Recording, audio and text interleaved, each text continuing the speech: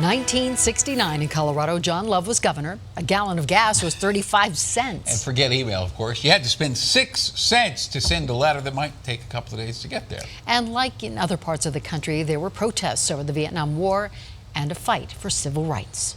The events you are seeing depict the West High blowout, March 21 in 1969. I was arrested that day with Corky and some of the other leadership of the crusade. There were students that were also arrested. In 1969, Emmanuel Martinez was part of the Crusade for Justice, a Chicano rights organization led by Corky Gonzalez fighting racism and segregation. Approximately 150 to 200 students staged a walkout in protest of alleged racist remarks. It was March 19th.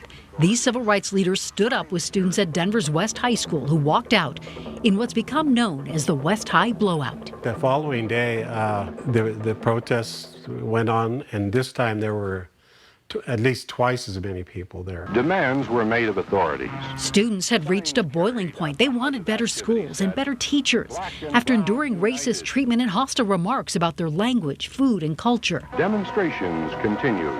This is actual news footage of those students and protesters being met by Denver police in riot gear with tear gas and batons. Because there was a lot of commotion, kids running all different directions, and police grabbing everybody, and the batons swinging and everything. And my charge, like most everybody else, was assaulting the policemen. Thank goodness all the television stations were there, that their films were subpoenaed, and it showed exactly what happened. Here is an altar I did for Cesar Chavez.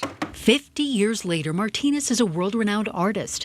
His murals and sculptures can be found all around Denver and beyond. My whole mission was to do artwork that did give identity to the Chicanos, and also some historical pride and cultural pride that was lacking in the school systems. This is it right here. Right now, he's organizing his archives, a request by the Smithsonian, where some of his work is displayed. These are cool. And now his own daughter, Mia, works as an assistant principal at West, at what's now known as West Early College. I find it very special. The view from my office was the same place where my dad stood during the blowouts. She's made sure today's students know their school's history, including the protests of 1969.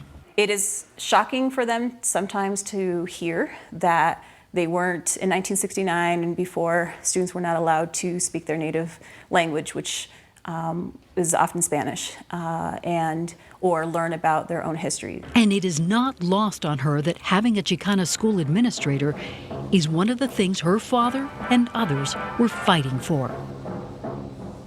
And Mia's dad said he would still like to see more changes to the curriculum at West and other schools, but says things are going in the right direction.